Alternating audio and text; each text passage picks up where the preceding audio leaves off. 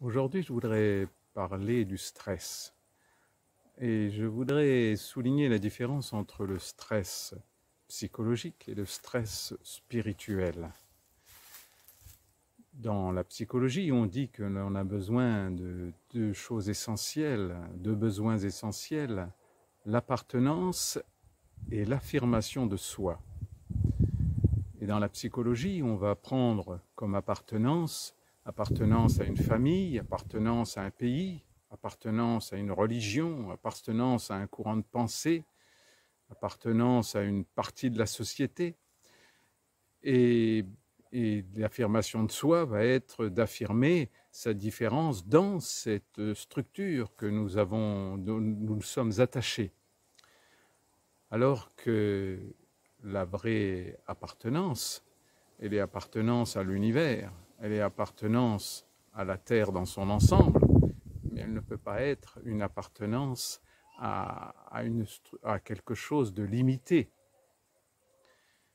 Et l'affirmation de soi, souvent en psychologie, va être confondue avec la personnalité, c'est-à-dire affirmer sa personnalité, affirmer ses croyances, affirmer ce que l'on croit être juste, alors que ce n'est que la fabrication faite dans notre enfance. Alors que la vraie affirmation de soi, c'est l'affirmation de l'âme, de chemin de l'âme, et c'est autre chose à découvrir.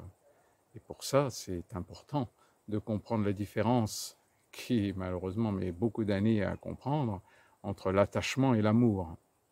Dans l'attachement, il y a quelque chose de rassurant, mais ce n'est pas, c'est simplement une prison. L'attachement, comme son nom l'indique, c'est des liens, des chaînes, alors que l'amour n'a aucune chaîne, aucun lien. Il est juste un réceptacle ouvert à recevoir et à donner. Donc ce stress psychologique qui est à découvrir, c'est-à-dire un mélange entre le désir et la peur. Par exemple, je désire ne pas être en retard et j'ai peur d'être en retard. Si j'accepte j'abandonne ce désir d'être en retard, la peur d'être en retard va évidemment disparaître.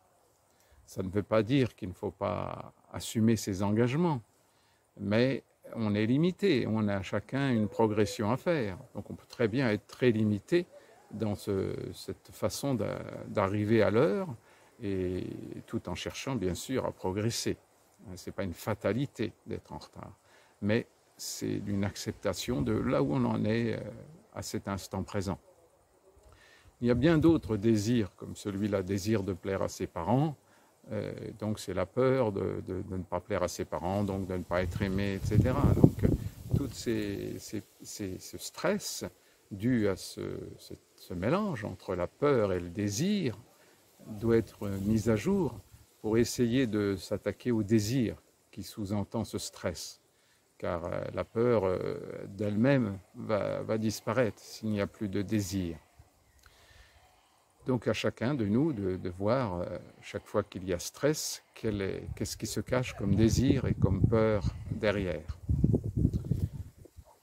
Je voudrais maintenant parler du stress spirituel, qui est un autre stress, c'est-à-dire un autre désir à un autre niveau et une peur à un autre niveau. Donc par exemple, le désir de faire son chemin de notre âme et la peur de ne pas être dans ce chemin de l'âme. Donc tout ça est bien juste. Simplement, c'est oublier qu'on est en progression et qu'on n'a pas besoin de stress. On a juste besoin de voir que son désir existe, mais on n'a pas à s'attacher à ce désir. On a juste à lui donner une direction et puis de faire ce qu'on peut petit à petit dans ce désir. Mais chaque fois qu'il y a stress, chaque fois donc qu'il y a peur, c'est que le désir ne correspond pas à nos limites du moment. Donc à nous de trouver nos vraies limites du moment pour que le désir soit un peu atténué, on va dire, même s'il n'est pas oublié, bien sûr, pour que la peur puisse aussi être oubliée.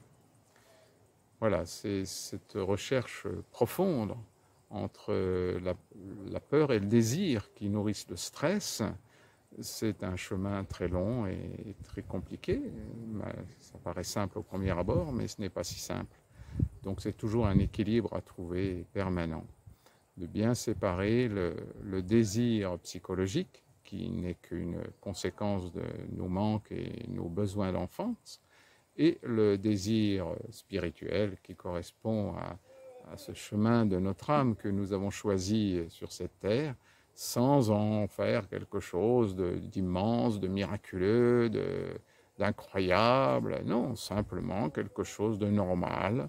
Quand on a accepté de grandir psychologiquement, de devenir un peu plus mature, un peu plus adulte, et donc ce chemin devient une évidence, mais une évidence qui est longue à acquérir quand même. Voilà, bah écoutez, je vous embrasse très très fort dans ce désir d'être dans mon incarnation la plus juste possible. Et je vous embrasse, et plein de tendresse et plein de soleil dans votre cœur. Au revoir.